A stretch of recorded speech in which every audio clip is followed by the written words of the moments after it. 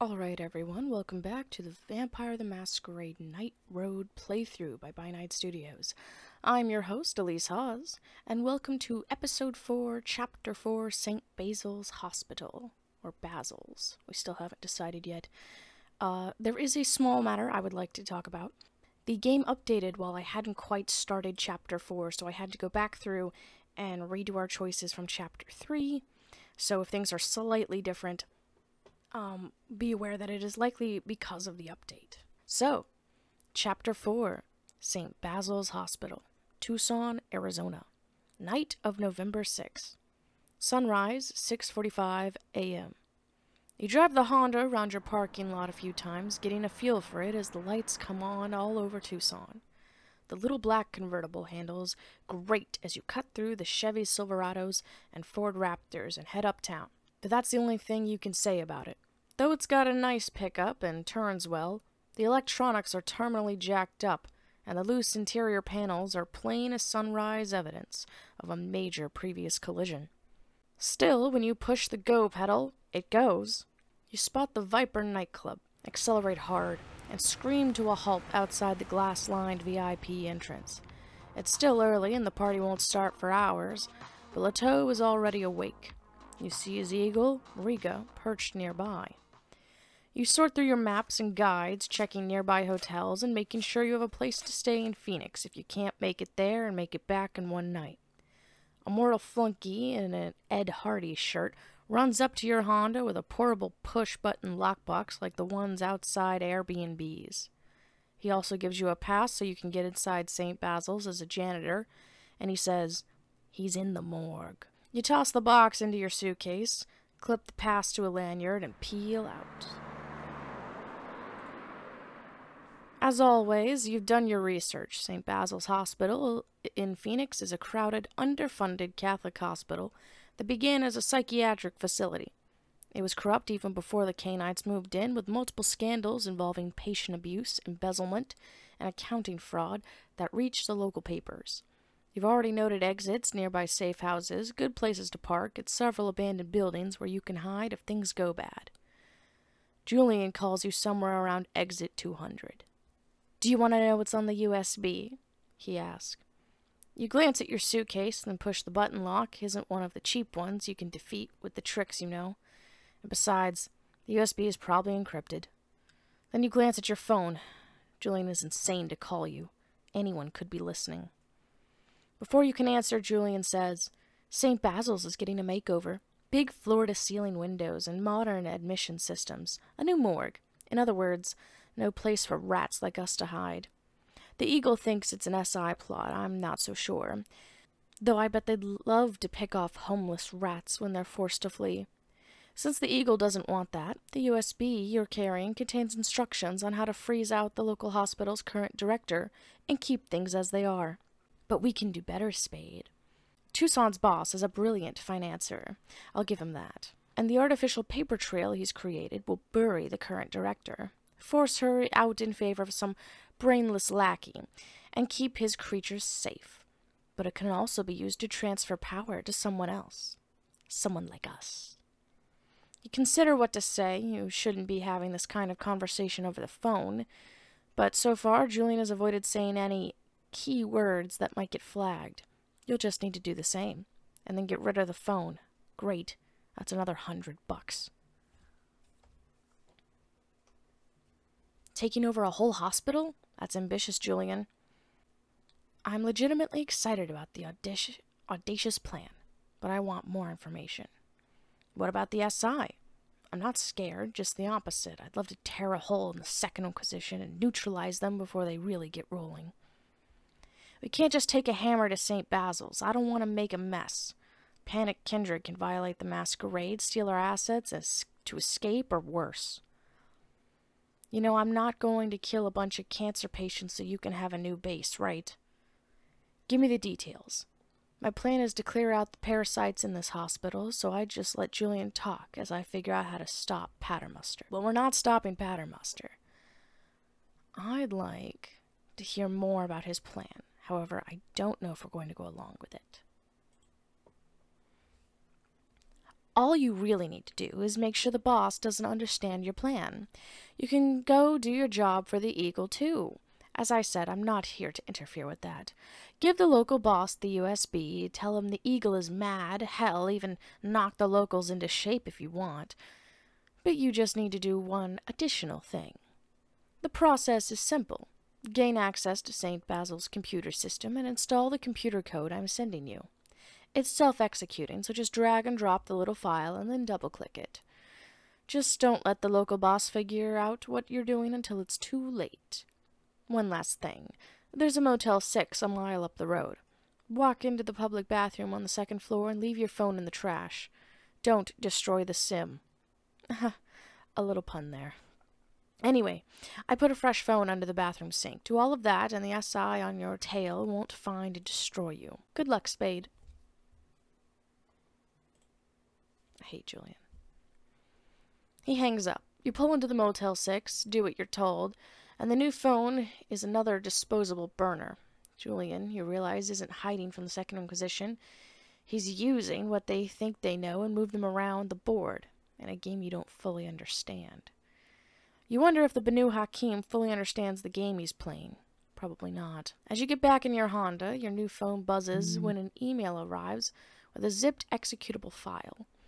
You stop to check the email and commit it to memory because it includes an updated list of keywords the SI is scanning for.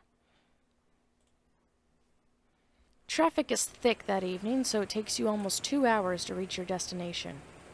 You turn left at Circle K and have no problem finding a parking spot near a chain-link fence. You step back and examine your car, satisfied. You can reach it from multiple directions. Your knockoff Titscon says 8:25 p.m. St. Basil's is a Baroque monstrosity that looks like an invader from an older and darker city back east. Its bricks are discolored, its windows high and narrow, and one of the doomed attempt to modernize the structure just makes it look like a prison with a single watchtower of dingy glass and black steel. You could feel the sickness emanating off St. Basil's, the impossibility of healing.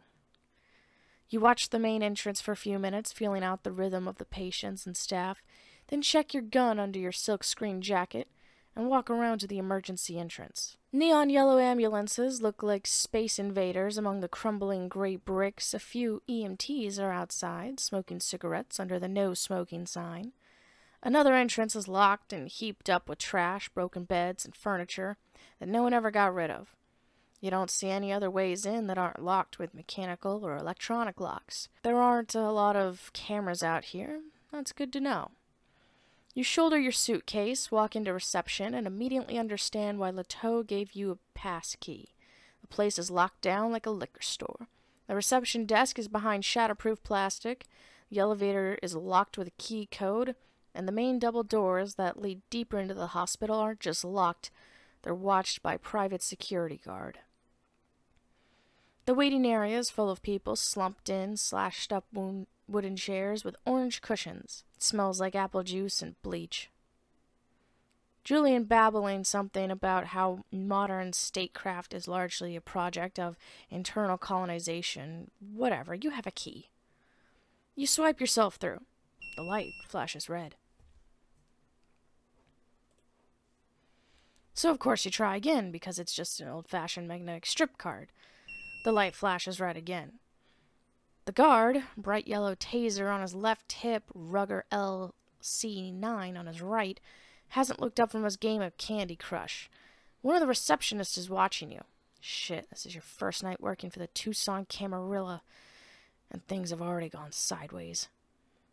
You can't just stand here running this busted card through again and again. This isn't the sort of place you can talk your way into. You scan the waiting patients, counting the junkies. There are a lot. Does one of them have bite marks? Some amateur vampire didn't lick the wound cleaned. Or worse. The kindred here are so thin-blooded they don't even have that ability. Maybe you should do something about that sort of thing. Once you find a way in. There are 3 ways inside from this room. Double doors with the card reader that won't read your card. A staff door that's locked from this side, and you can't exactly pick a lock in front of a guard. And the elevator, which is locked with a keypad. You saw some unattended entrance outside, but all the ones you noticed had mechanical locks. Maybe you missed one. You could search again, though it wouldn't be easy to sulk around outside without drawing attention. I compel the guards with my mental powers. Swipe me in. Dominate. I head outside, quickly pick the lock from one of the unattended access doors. I head outside and bash open one of the windows and crawl inside. I fast talk the guard and convince him that I'm an outside researcher who needs to get inside. That won't work. We look like a janitor. I hack the elevator's keypad to gain access. We are good at that, so far as I remember. I investigate the building's exterior, trying to puzzle out where an unattended entrance might be. Time to use my people skills and street smarts. It should be easy to go back outside and pay someone who works here like $50 to let me in. Doors outside are constantly opening and closing. It'll take great patience and attention to wait it out, but I stay put outside, then sneak in when there's an opening. Is there anywhere to feed before I go inside? I will look at my stats briefly. See exactly where we are. We're at 2 hunger. That's not atrocious. We are a Ventru still. That's a lot of Masquerade violations. We should be careful. I'm uninjured.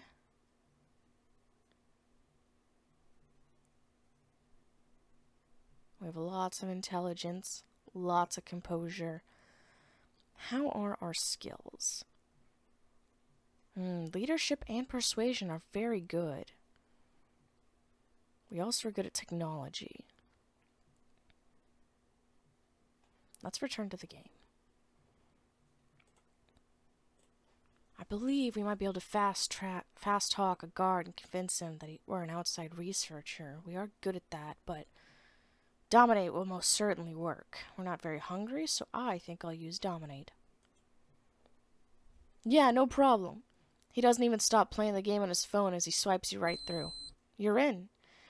Though when you glance back through the round window of the double doors, you see the guard stumbling around like a drunk. Mental domination is powerful, and you hope he doesn't make a scene. Once you're inside, no one bothers you. The stone walls of St. Basil's are unnaturally cold for an Arizona autumn.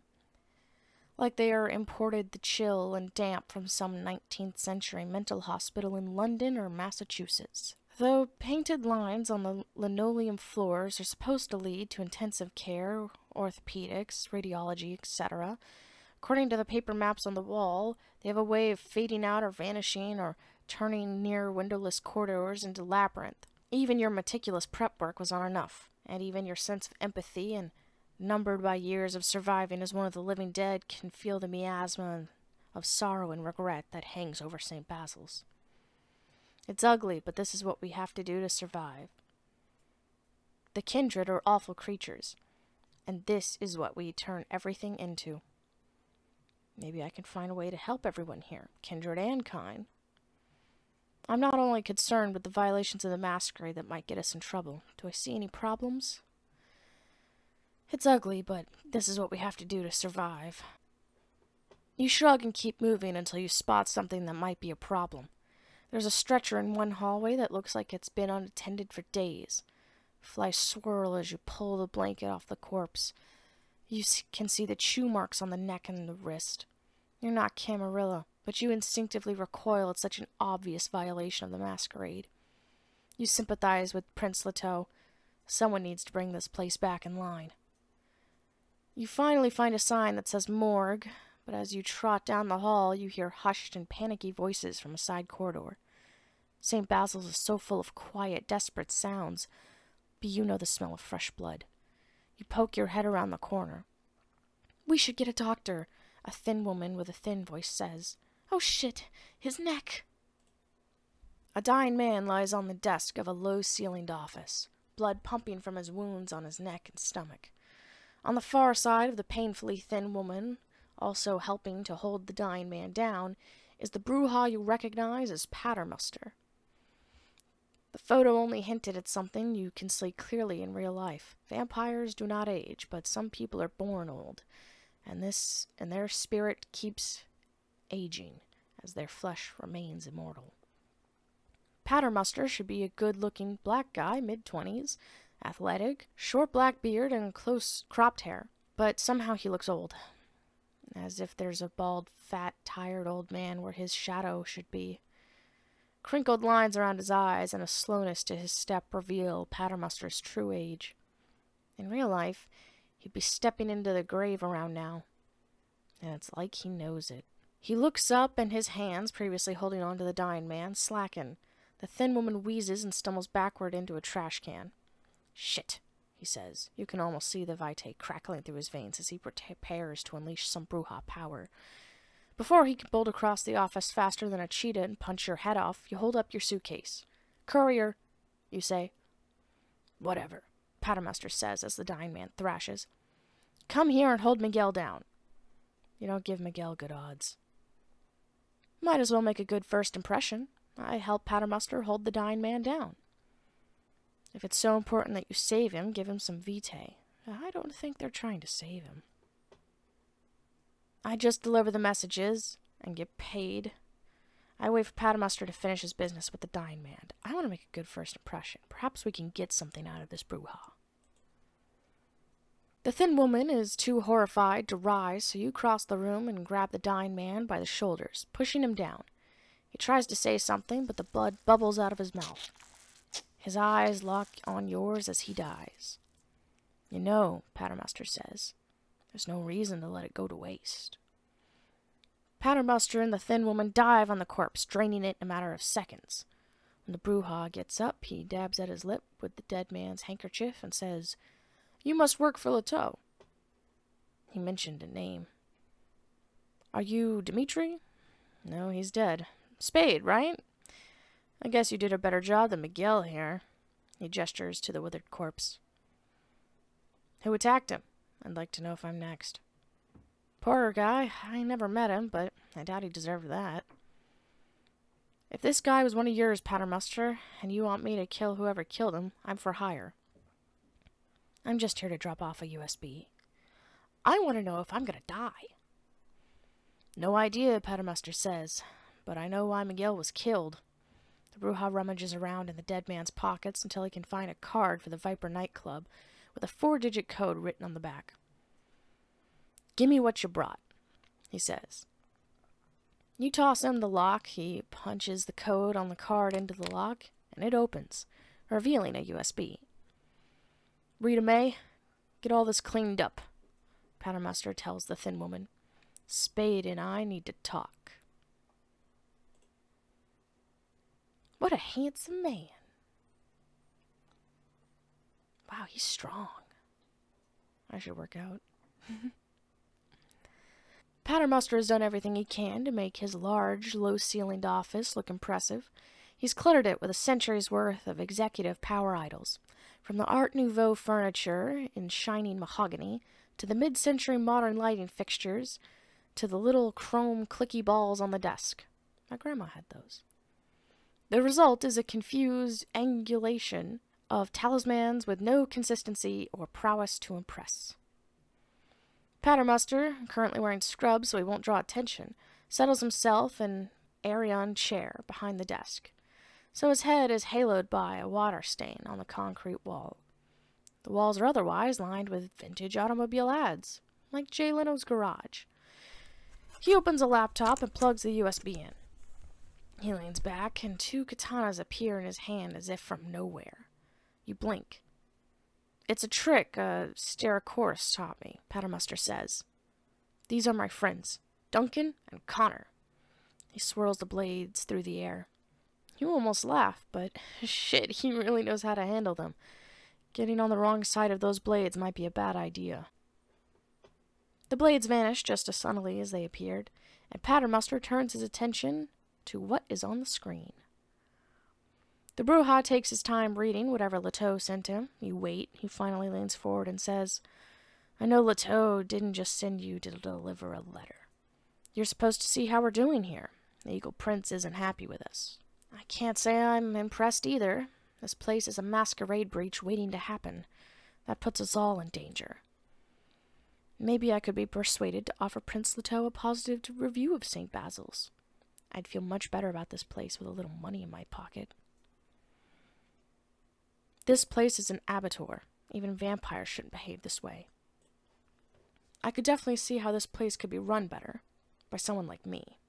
Wheels are turning in my head as I imagine a more efficient St. Basil's.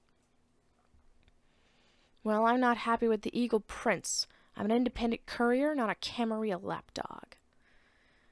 Well, so far, I'm debating how the place could be run better, and I'm not impressed. I think we'll go with a neutral stance for now and say I can't say I'm impressed, but not necessarily saying that we'll rat him out just yet.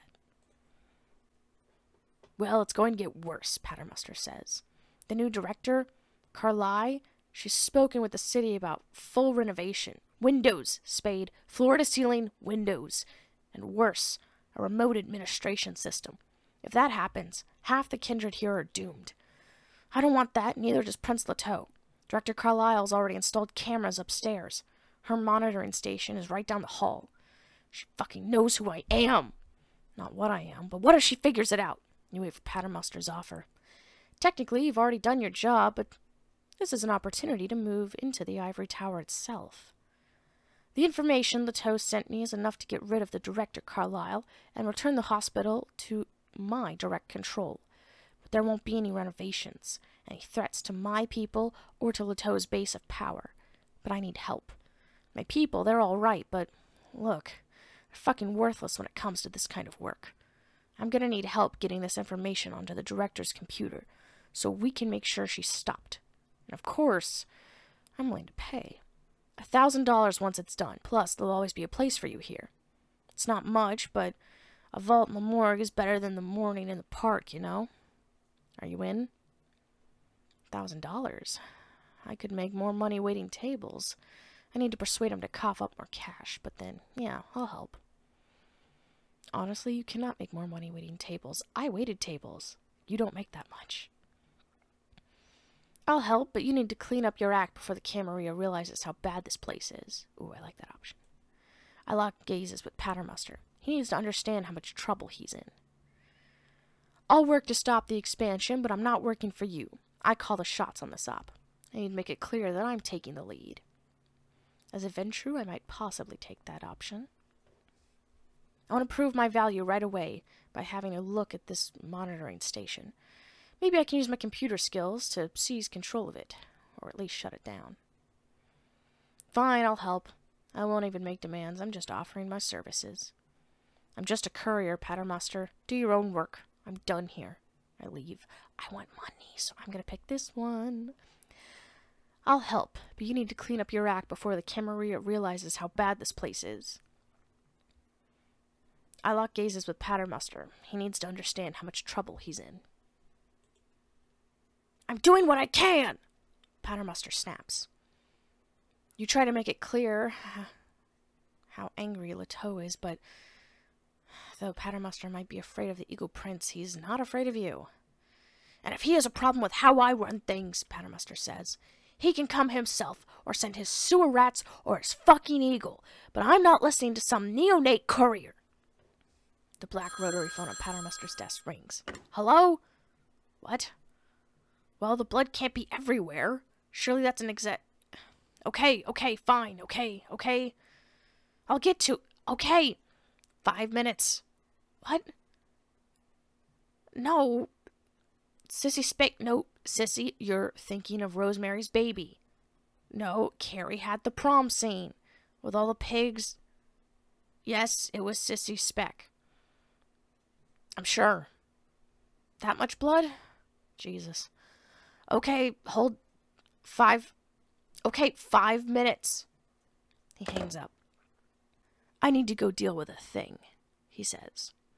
He opens an Art Deco bureau in black lacquer and brushed aluminum, pulls out a stack of scrubs, sizes you up for a second, then tosses you a pair. He rummages around in a bin until he finds a lanyard with a picture that looks kind of like you. Wear these and no one will pay attention to you. You're in the top left. Top left? The lanyard has an aluminum key attached to it. In the morgue. Don't worry, it's not cold. No sunlight, and everyone down there works for me, so you're safe. Get a feel for the place. Director Carlisle's office is guarded, even at night. So I'm gonna need you to look around for a way in. Once you're ready, we'll sneak inside, plant all this incriminating evidence on her computer. Right now, I need to go deal with something. Show yourself out. You change, stuff your regular clothes into your suitcase, and head to the morgue. Your slab in the upper left looks cozy. It's made up like a hospital bed with sheets and everything. You've slept in worse places, like the trash bin. You're not alone in the morgue, and that evening you meet the locals. A skeletally thin Rita May is a caitiff of Ventru descent, a vain and prim fallen aristocrat who can't seem to keep blood off her lips. Paternoster you've already met. The Nosferatu, Sterochorus, sleeps above you, but he keeps a larger haven in the basement with the rats. The Eagle Prince gets an eagle, the rat beggar gets rats, Rita May quips. Others are in and out. A Japanese Malkavian who claims he was martyred in the 17th century and resurrected by Jesus Christ. 2 thin bloods covered in scabs that never go away. And a woman who might be a ghost or some other kind of thing you don't know much about. They're sad, poisonous little creatures. The increasingly elitist Camarilla would be disgusted to count them as members. The only problem now is that you're getting hungrier and hungrier. You ought to really do something about that. I'll prey on the sick and infirm while they sleep. I need to decipher their medical charts to make sure I don't target anyone with a disease of the blood. I prey on the physically injured. It'll take stealth and steady nerves to sneak into their wards, but their blood should be healthy. I need healthy blood. I am not becoming a plague bearer. Am I stealthy, though? I better check.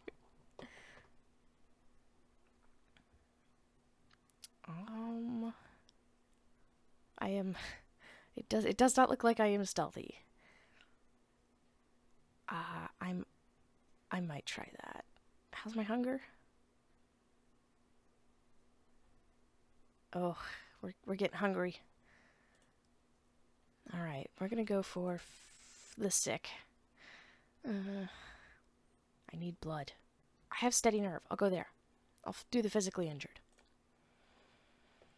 The acute care wards are for people who can actually pay, so they're better lit and more frequently inspected than the veritable plague heap where the chronically ill are forced into.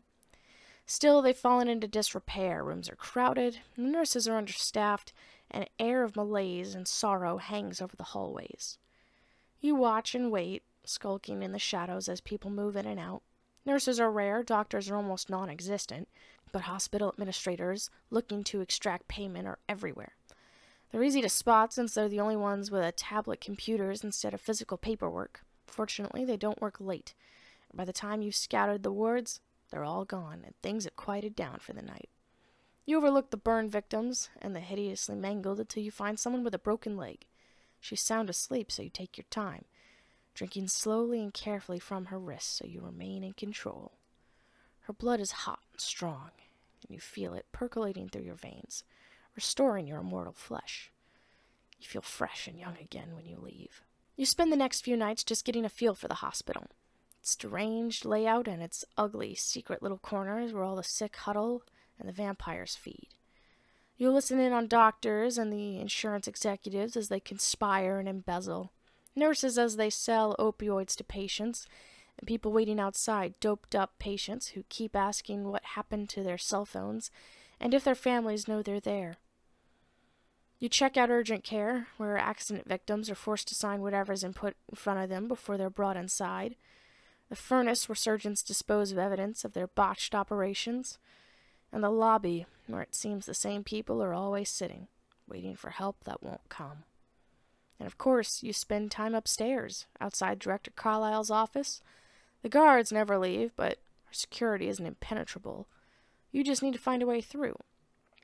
It would be easier with Paternoster, but he's busy dealing with one crisis after another.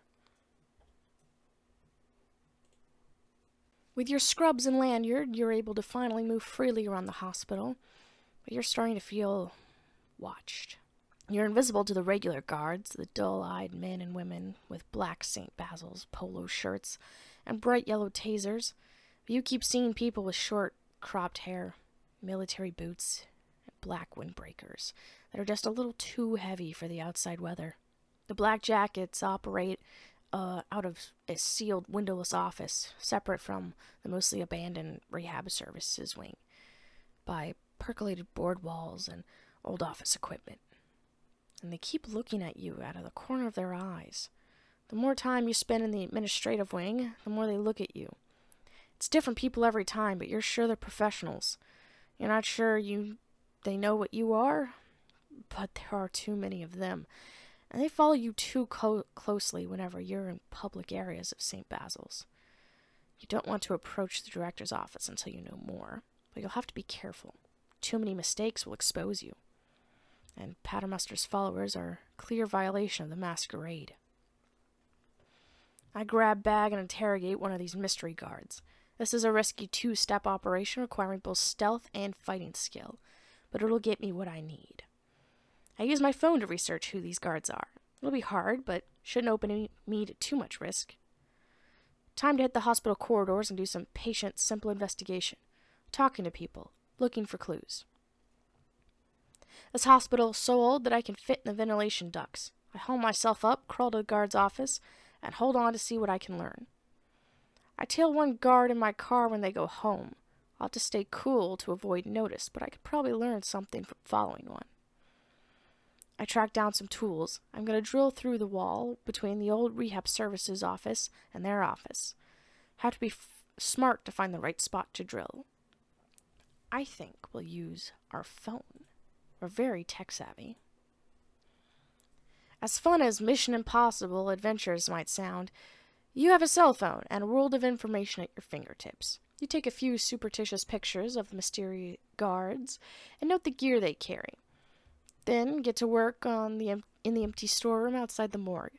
A few searches on Yandex turn up names to go with faces that you've photographed. And after that, it's easy. Your target's stint in Afghanistan leads directly to a private security work through a dozen mercenary contractors with fast-changing names, then to a company called Roadrunner Protection Agency. That was investigated in 2016 for its connection to an illicit opioid distribution network that ran all over to the southwest. The company disappeared by 2017, but the network definitely didn't. These black jacket guards are just Roadrunner. And they're still running opioids, and they're still doing it right out of St. Basil's. The next thing you do is try to connect every name and face you can find to everything you know about the Second Inquisition, the SI's political fronts, militia groups associated with armed forces, details, police fraternal organizations, everywhere they operate. Everything you know, they've infiltrated. After 3 hours of solid work, you have good news, because you have negatives across the board. As far as you can tell, there's no connection between Roadrunner and any faction of the SI. So if you piss them off, they're going to come at you with assault rifles and hand grenades, but not stakes and flamethrowers. That's a relief. The Roadrunner guards are busier now. They're not paying attention to you. You spend a few nights scouting the hospital director's office, figuring out ways to get inside. Paternoster has been unavailable for several nights, even though you've made it clear you'll both need to act soon to make the upload. He returns to the morgue before 7 p.m. just as you're getting dressed after a shower.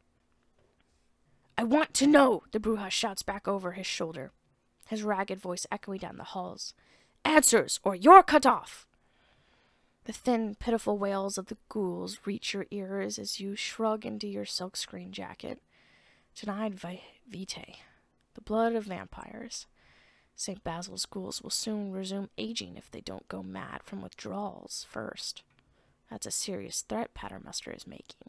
The Bruja stomps past you, his eyes burning, and slams his fist into one of the slab doors, denting the metal. Then he rips it off his hinges and flings it against the far wall. You know the reputation for the rebels, for their terrible fury, so you wait for the storm to pass.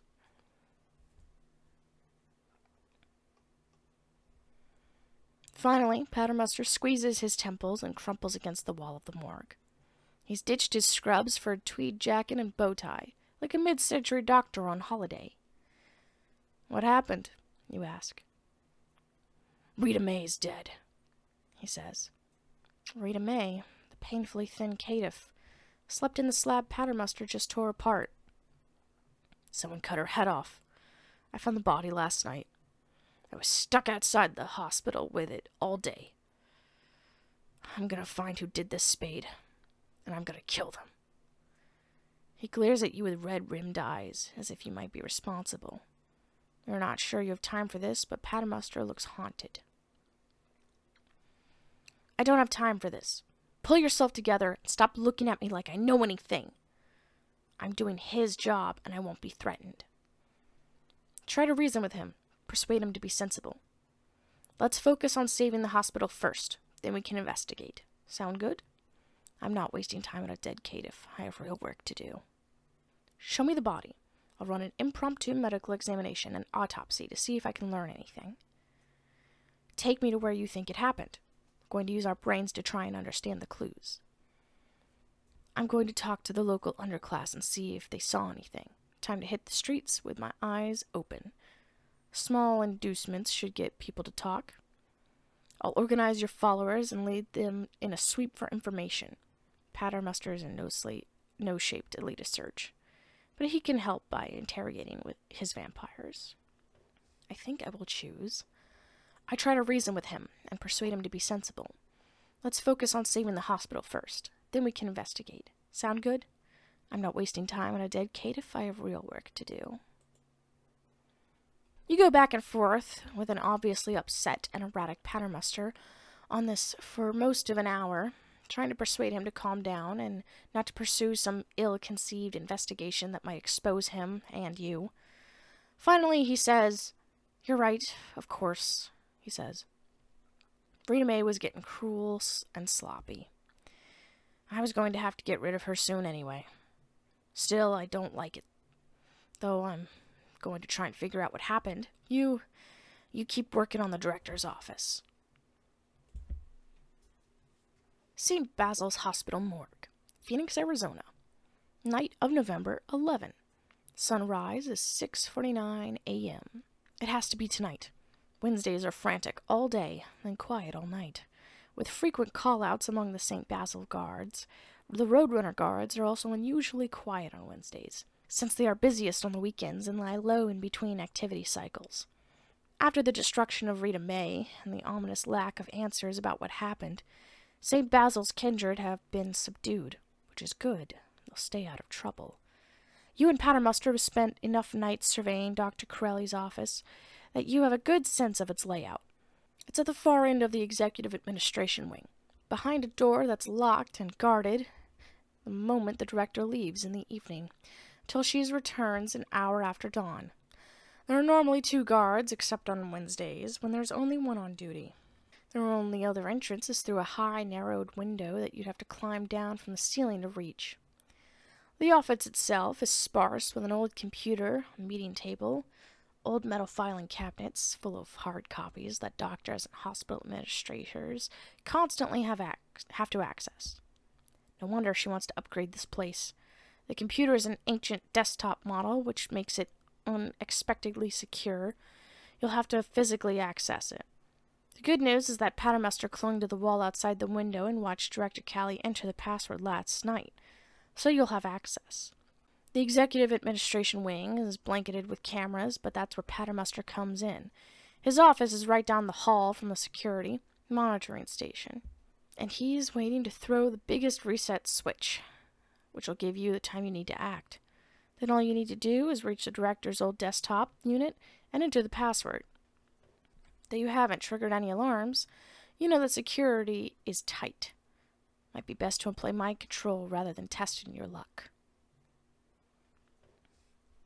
I can just act like a doctor to gain access. It'll take total composure and persuasion, and ideally some basic medical training, but Paternoster has an outfit for me. I approach the guard and compel him to obedience. Let me in. Dominate. The guard takes a 10-minute break at midnight. It'll take iron nerves to hack the door lock in time, but I can do it. I drop down from the ceiling, hold on with all my strength with one hand, and slice through the window using a glass cutter with the other. There's no way I'm going to be able to pull this off. I leave the thumb drive and head home. That's coward talk. We're going with the first one. Just a little bit of persuasion. The St. Basil guards aren't outrightly stupid, but they're incurious and obedient to authority. You shrug on a coat and stethoscope, and you check yourself in the reflection of the morgue's metal doors. I tell Paternoster, kill the cameras in 5 minutes. The executive administration wing is empty except for a custodian emptying the recycling bins. The guard is playing games on his phone. You wait in a shadow until he wins. Winners give people what they want.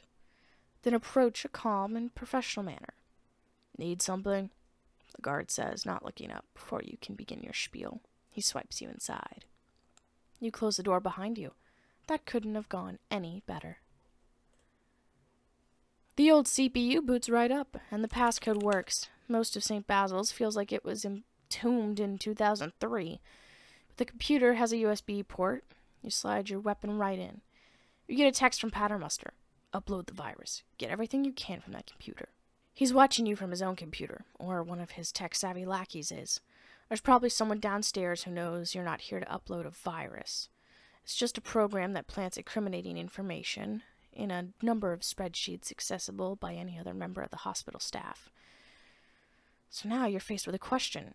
According to Prince Leteau, the falsified records on this USB, once injected into the hospital's old and proprietary database program, will trigger such a financial meltdown that Director Kyle's future plans for redevelopment will be scrapped at least for a decade, leaving Paternoster and his creatures to continue their own lives in peace. If you do that, both Paternoster and Leteau will be grateful. Or you could transfer whatever Julian sent you along with the USB. That'll let the two of you effectively take over the hospital. Wealth and glory will follow, if you believe Julian. I don't. He does seem to like you. Of course, Paternoster will react the way Bruja always react to betrayal. That'll be one hell of a fight. And he has those swords. Or you could just get rid of these creatures. You're no staunch humanist, but isn't there something pathetic about Paternoster and his caitiff scavenging for blood here in St. Basil's? You would make enemies of everyone if you let the redevelopment plan go through.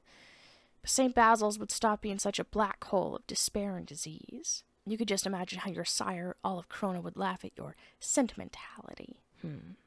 I upload the USB contents and help Paternoster stop the hospital expansion. I need to prove my loyalty to the Camarilla. I'll upload the USB contents to help Paternoster stop the hospital expansion. These sad caitiff and cast-offs deserve a place to call their own. We're not following Julian's instructions. Both of those options are out. And we're not letting the expansion go through. I want my loyalty proved to the Camarilla. It takes less than a minute to upload the virus. It doesn't seem like anyone is going to check in on this office soon, so once that's done, you also transfer a bunch of data from the director's computer onto your phone, as Paternoster requested. After a few minutes, you've decided that you've taken enough risk for one night. You open the door and mutter thanks to the guard and stroll away as if you belong there. He doesn't stop you. You reunite with Paternoster down in the morgue, where he's pumping his fist as the thin blood on a gaming laptop watches with a worried expression, because she can't tell if he's incredibly happy or insanely mad. "Spade!" Paternoster shouts, his eyes full of blood. "You did it! You brilliant child, you did it! We're safe! Oh, thank God, we're safe!" He pulls you into an embrace, then punches a brick wall because he's so happy, showering all three of you in dust. I love him. You transfer the contents of Director Kyle's hard drive to the Thin Blood's gaming laptop. "Get on that, would you?" Paternoster tells the techie, then shakes your hand while handing you a roll of 20s. "And you, Spade, you deserve more than money. Stay here for a few nights and I'll teach you some tricks I know. How's that?" Paternoster is eager to teach, or really to offer you whatever you need. He makes sure you have plenty of blood. The night after your successful job, he's eager to teach you. Disciplines available from Paternoster: celerity, obfuscates, potence, and presence. Let's see what we already have. So far, our disciplines, where are they? There we go, disciplines. We have dominate and fortitude. Celerity might be good. Let's see what's available. Obfuscate, potence, presence.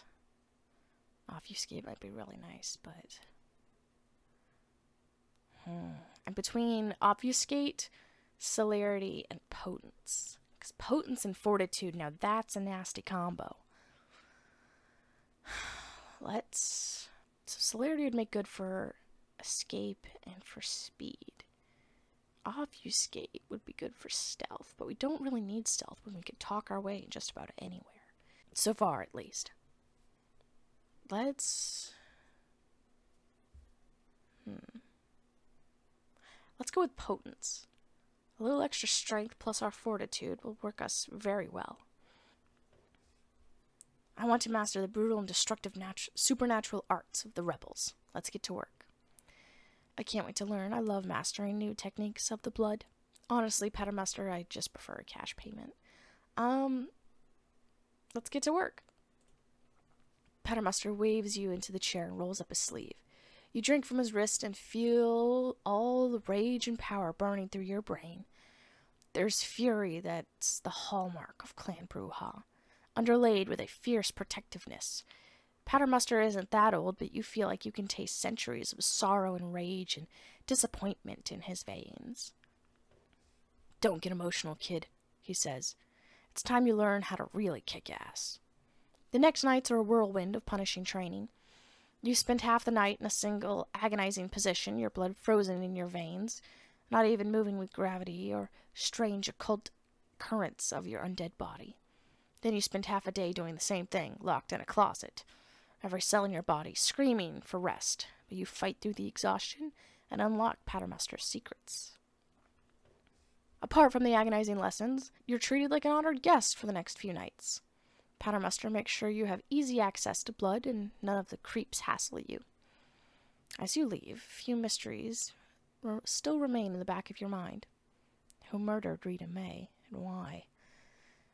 And who killed Lato's retainer Miguel? But you push local worries out of your mind. In a few nights, you'll return to Prince Lato with a glowing report about your success here. You roll out of the St. Basil's parking lot with your veins full of blood and your pockets full of cash. You head back towards Tucson. So it looks like you've stopped the hospital's planned renovation. Prince Lato will be happy, though it means you've further entangled yourself with the Camarilla. A few miles southeast of town, you pull over and swap out the license plates.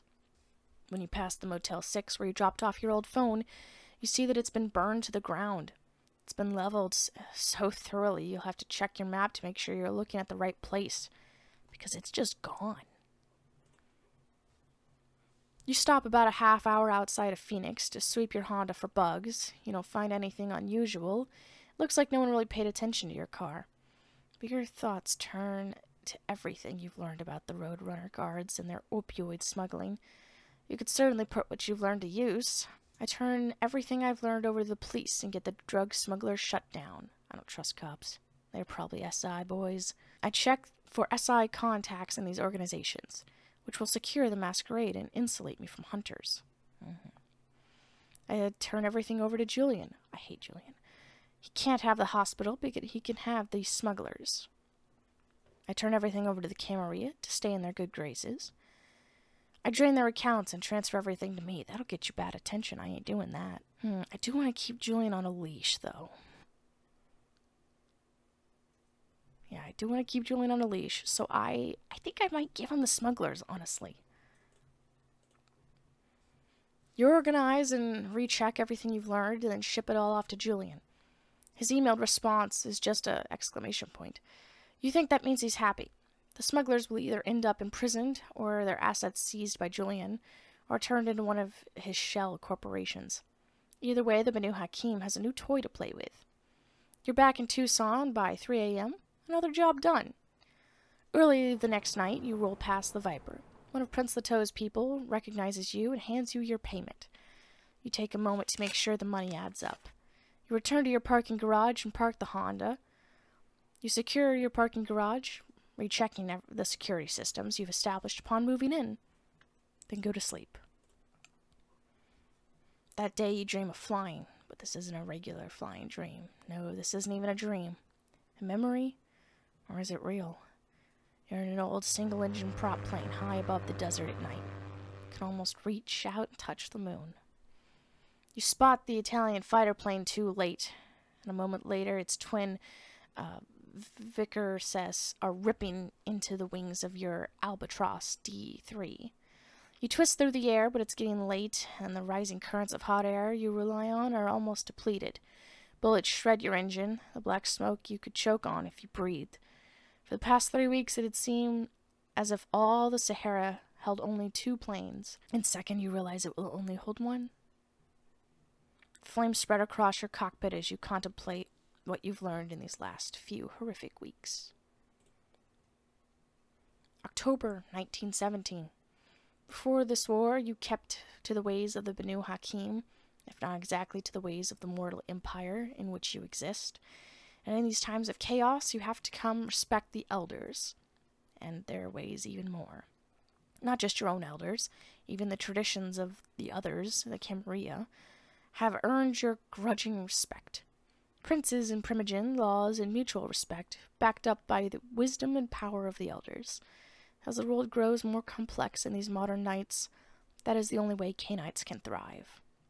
The traditions, however they are called, keep us safe and separate us from savagery and endless war. The traditions and the elders are usually fine, but I will not swear an oath to them unless I must. I defy this false belief. The elders are parasites. Their laws are traps, and we must shake off the yoke whenever we can. That sounds like Sabbat. Not just anarch, that's full Sabbat. I think... I don't want to say they keep us safe. I'm going to say they're usually fine. You shake off these strange notions of bowing to the traditions and drag yourself up out of your sleep. You're not in North Africa during the Great War. You're not Isla. Isla is dead and gone. You're Spade. And the sun has just set. You have work to do. You learned quite a bit on your journey. You might want to consider applying your experience towards training skills, abilities, or the dark arts of the kindred. I'm worried about the Masquerade. Specifically, I fear that my haven will be discovered and destroyed. What can I do to avoid detention? I spend the night investigating local news services. I looking for a cheap, effective way to spread misinformation. Covenant Pawn Shop. I found a used car dealership. I can look at better vehicles. I find a mechanic to repair my Honda. I look for a real estate office. I don't have to live in a parking garage. I look for a place where I can hone my mental abilities, like a library or a bookstore. I look for a place where I can hone my physical abilities. I head to the Viper nightclub to hone my social abilities, where I can unlock deeper and more powerful secrets of the blood. What are my remaining missions? I need to feed, pick up the parcel for Indy Cowl, take it to a research lab. I'm going to look at my stats. I know we've been checking the stats a lot. So far we're on 2 hunger. That's a comfy hunger I can be on. We're good on humanity. We have lots of Masquerade violations. I don't like that. We're very smart. I really don't think we have to boost our smarts. We're so weak. We have to go to the gym. We're so horribly weak. We have good intimidation and all these like social skills. We're really smart, but we are so incredibly weak. I'm sending us to the gym. Where's the gym? Here we go. For once, you have your pick of late night options, since quite a few Tucson gyms are open 24 hours, but you want more than just a gym. You want a place where you can conduct all kinds of physical training. Maybe even a place where you can employ specialists to help you out. Finally, you remember a former blood doll turned useful contact you met one of the first times you were in Tucson. You hop online and find that your old contact Simon runs a gym called Paragon. Fitness not far away. You head there and find an impressive-looking modern gym. Simon is watching 2 kickboxers practice their technique. You renew your acquaintance with now middle-aged athlete and ask after unusual facilities. Gym, shooting range, and regular and vehicle obstacle courses, and we hold fights every Monday and Friday nights. Simon says, I still owe you for that thing in Tijuana, so you're welcome at any time. Just don't let anyone know what you are. We have citizens here. We have 5 experience points. We can upgrade our survival, our firearms, our drive, combat, our athletics. I'm tempted to upgrade our combat so we can at least throw a punch. I don't want to be whipping a gun out at every scene. I'll go with combat. We still have more points. I'd like to upgrade my firearms as well. Okay, that's comfortable. We have 2 points left. I'll leave Paragon Fitness. Where to tonight? Still worried about the Masquerade. I do want to get out of this parking garage. I do not think it is a very good place to live, so I'll look for a real estate office. Acquiring property as a Cainite isn't easy. Some nights you think the whole point of the Camarilla is to make sure vampires can buy property. Everything else in the Camarilla does, useful and monstrous, falls out of the need to make sure everyone has a roof overhead. Still, you can't live in the modified office of a parking garage forever. You've struggled to master your dark gifts on the road, but the truth is that you need a secure, comfortable haven if you are ever to unlock the deeper secrets of your arts. Further, moving house should reduce SI's ability to track you, at least for a little while. Asking around, you learn that any real estate purchased by vampires goes through Prince Leteau. He owns a place called Madrigal Real Estate, which handles the needs of people like you. The middle-aged native woman who runs the place, Anna, explains the situation. The problem isn't that you just can't head down to the real estate office at 3 in the afternoon. Your legal identity is a cobbled-together fiction that is always changing its shape to avoid scrutiny. You could use your ID to buy some Four Loko. It's enough to let you own a car, but property? I can show you some excellent places, Anna says, with excellent ways to escape into the sewers in the event of an emergency. But we'll require a substantial upfront payment. That's how we handle the legal hurdles. We don't want anyone investigating your identity and wondering why your ages don't match up. Understand? You nod. It's obvious that Leteau is getting his beak wet here. But in exchange, he's providing you with some degree of security if you're investigated.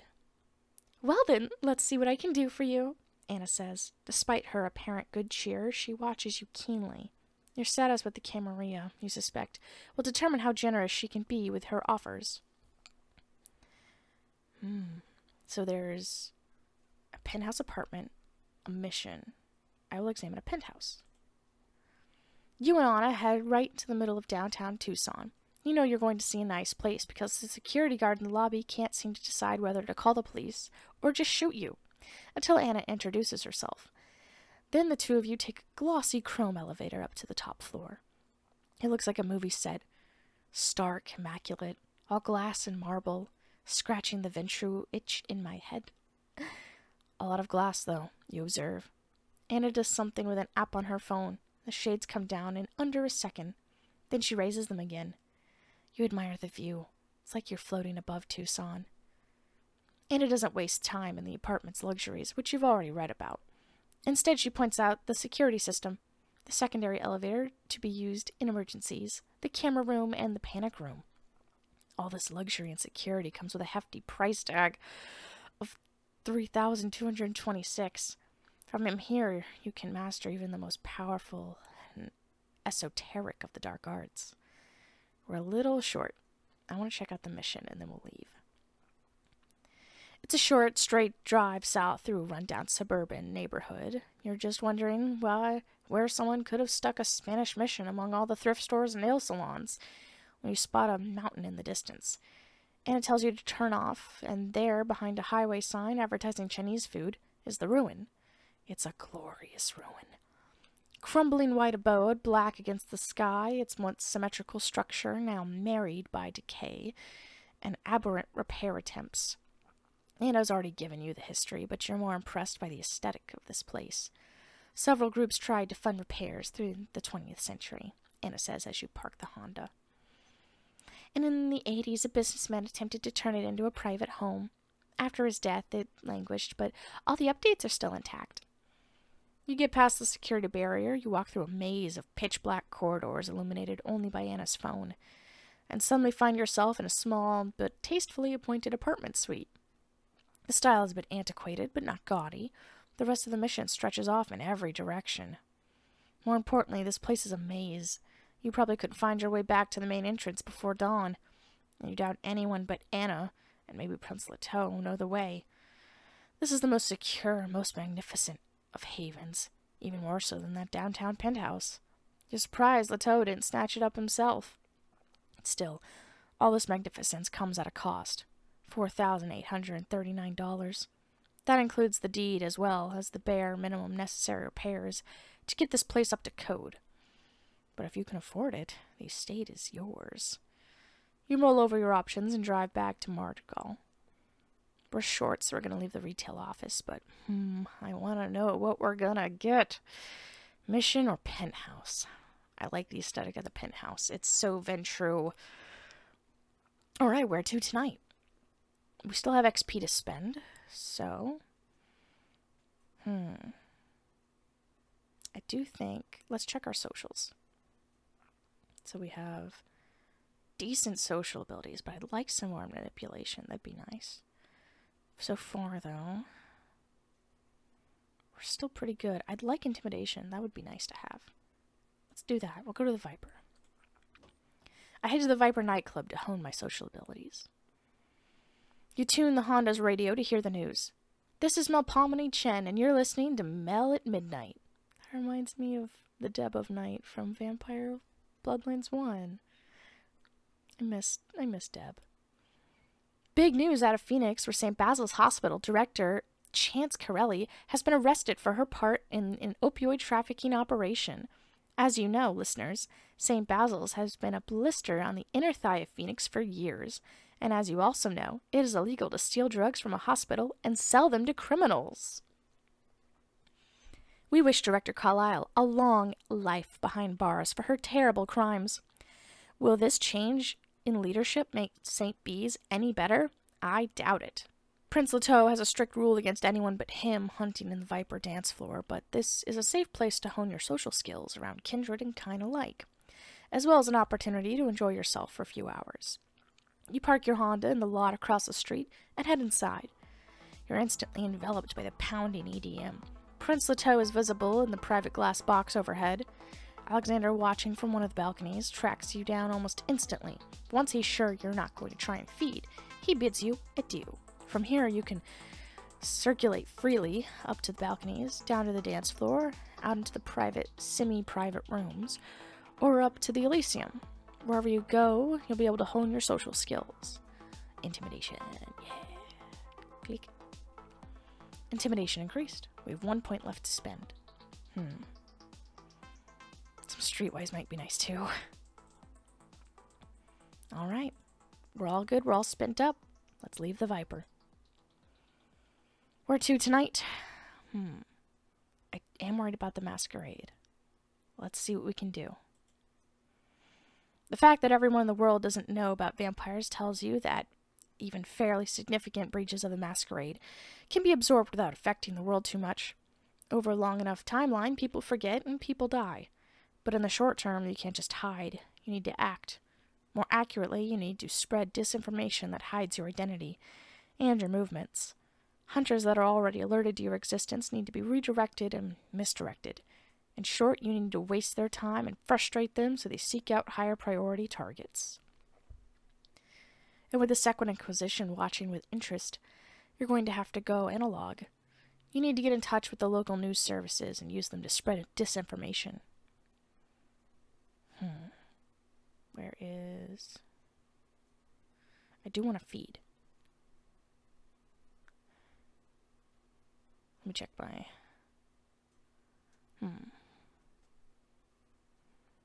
Yeah, I'm going to show my stats. Okay. We're not too hungry, but it's always nice to get more blood.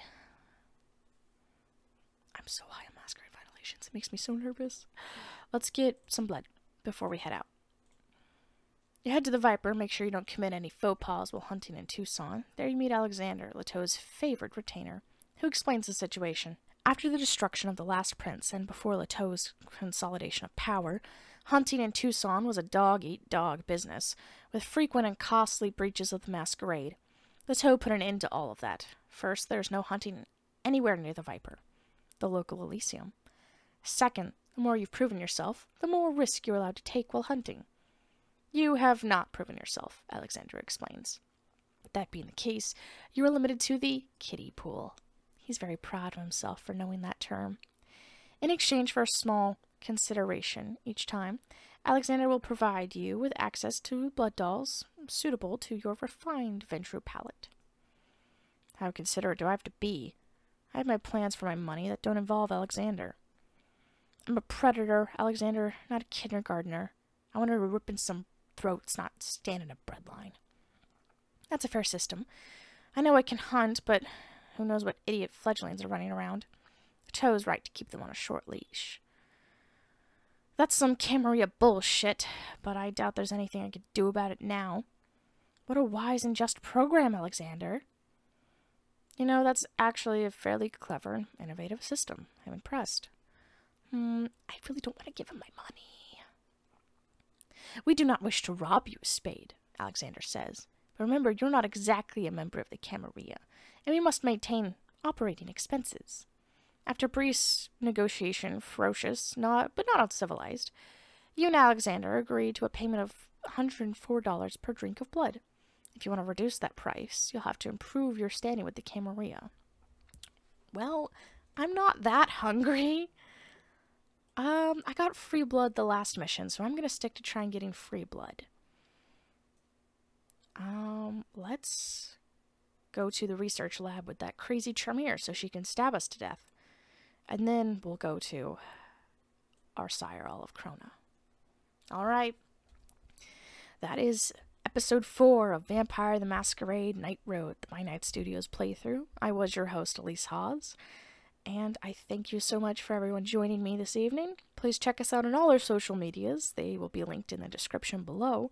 And please be sure to check out Vampire the Masquerade Night Road on Steam. Thank you to Choice of Games for allowing us this game to be played. And thank you everyone so much for joining us. Have a good evening.